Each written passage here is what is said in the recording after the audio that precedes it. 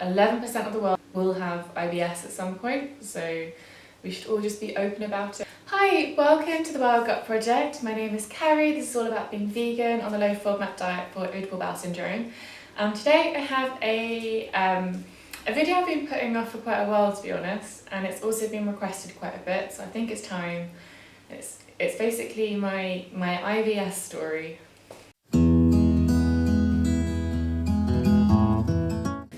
So the reason this is kind of difficult to film, I guess, primarily is because it's obviously a very personal, kind of embarrassing thing to talk about openly on the internet.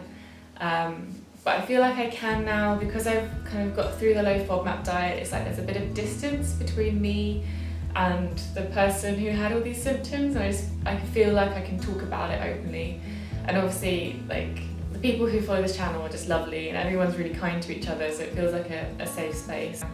It's also difficult because when I was doing this, I calculated I've spent literally 30% of my life with irritable bowel syndrome, so like that's my entire adult life. It's a lot to summarize and just talk about in a snappy YouTube video. It all started on one fateful day in 2010 when I was in the midst of my final year exams at college. So these exams determine which university you go to, basically, so I was very stressed. My immune system decided just to take a step back, and I got like really bad tonsillitis. Like my throat was just like out here, I had hot cold sweats, I was just feeling dreadful. And I remember taking like loads of paracetamol and doing my final calculus exam, and then running to the doctors and seeing a nurse practitioner who prescribed me some erythromycin, which is an antibiotic. No, I'll never forget it. It worked amazingly, and I remember really vividly the next evening, me and my friends, we went to the cinema because we didn't have an exam the next day, and we were like, we need to de-stress, we need to just have some fun, so we'll go do something chill, see a movie. And I remember sitting down and thinking like, oh, I feel really well, my throat's gone down, this is great. And then just feeling my stomach go, and I just had to go, I had to run for the toilet, and I had really bad diarrhea. And I remember getting home and reading the kind of side effects of the tablets, and they said, oh, it can irritate your stomach, so you could experience diarrhea, but that's fine. So I thought, okay, like I'd rather not have tonsillitis right now, I'll just man it out and persevere with the exams. And then it never really got better, and I just remember kind of just waiting and just thought, you know, just give it time, my stomach's been irritated, I was really sick, I was stressed, I'll just keep eating healthy and it'll go away. And I entered into this cycle of, it was about every 2 weeks, it would start being fine and then be quite constipated, and then I'd have really bad diarrhea and then fine, and then start to get more constipated and then have diarrhea, and it was just continuous. Like that was just my life for like a long time. And now I know that IBS-A, or alternating, and I didn't have a fever or anything, so I didn't think I was sick, and I didn't think it's something I could go to the doctors about. So I just resided to dealing with it. I tried to eat healthy, I would do really stupid things, like before kind of big nights out, I just wouldn't eat for most of the day, so then there wasn't a chance of me getting diarrhea, because that seemed like a better option, which, you know, as a more mature adult, I think that's ridiculous, but I can also understand it. But I do also remember missing out and just having to go home sometimes if I was not well, which sucked. And I remember just like being really good at pretending you're fine. Like if you have really bad cramps, if you just breathe really deeply and try to not let it show on your face, you can still join your friends for whatever activity, and you'll just kind of go, breathing through the cramps, act normal, and that was just what I did.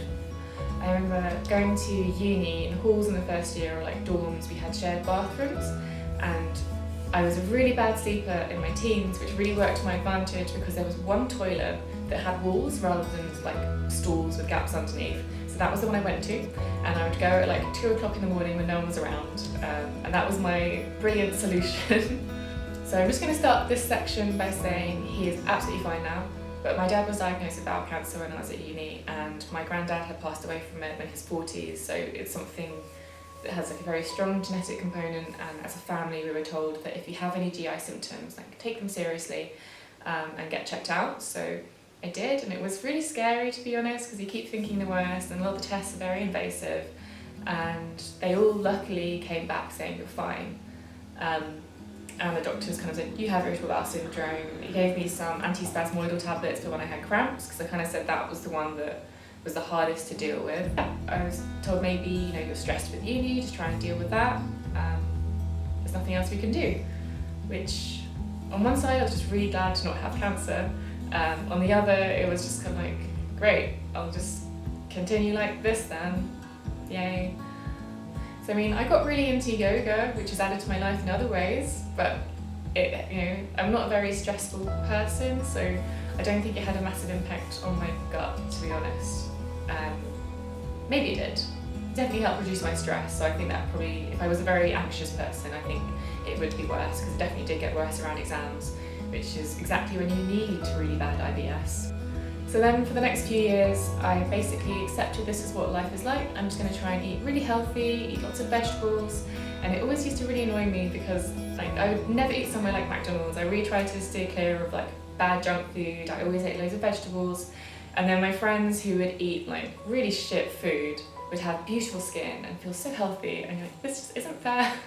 I'm trying so hard. I noticed my kind of symptoms started to change. So before it was that kind of IBS alternating, and then it kind of moved more into kind of regular but mild diarrhea. But those didn't seem to they didn't have such a big impact on my life because it wasn't urgent or really severe.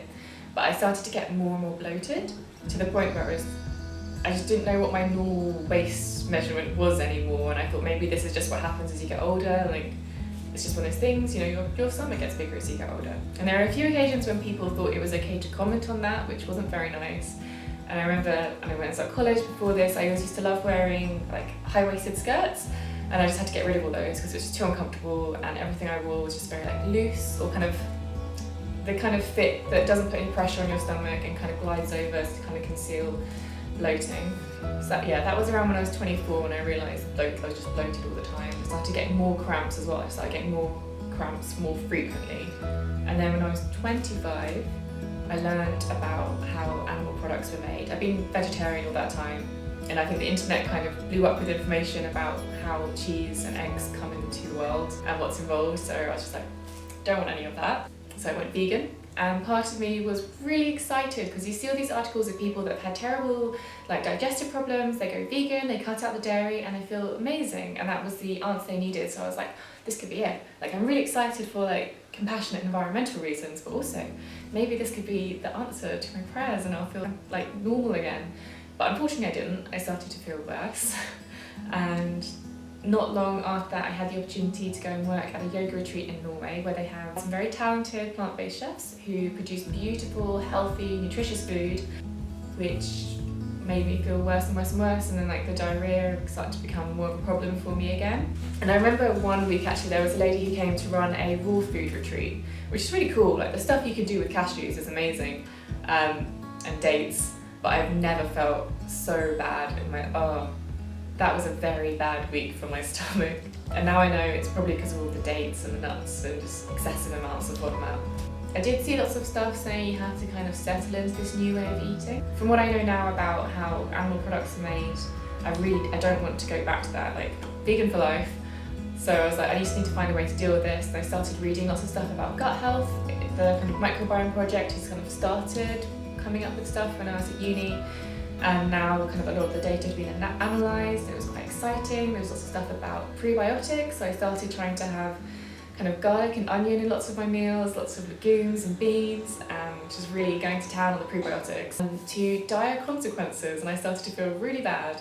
So when I came back to London from being in Norway, I started doing kind of vegan supper clubs. It was really fun actually. It was just a random thing, teaching people to cook vegan food, because I'd learned so much when I was in Norway with those plant-based chefs, and you meet lots of interesting people and it's just a fun evening. And I did a gut health emphasis class, and a lady came who'd had very similar experiences to me, except she had recently been diagnosed with IBS, and her doctor had told her about the lowFODMAP diet, which I'd never heard of.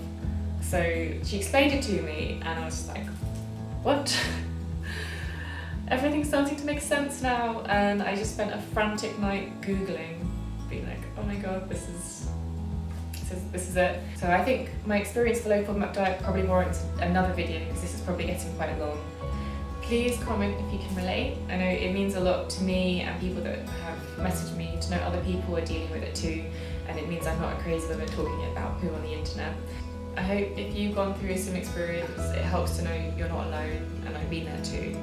Oh, and if you missed in my last couple of videos, I have been working really hard on creating a 6-week program called Your Wild Gut Project to kind of tame your wild gut. It's the elimination phase of the low FODMAP diet. It's just for vegans with loads of resources and recipes, and there's kind of diet plans which are verified by a dietitian, and yeah, lots of support and trying to make it a really fun experience and everything I wish I had during the low FODMAP elimination phase. So if you're interested in that, it starts on the 8th of April and there's a link below. But yeah, I hope this video has helped you know you're not alone, and I will see you next week. Bye.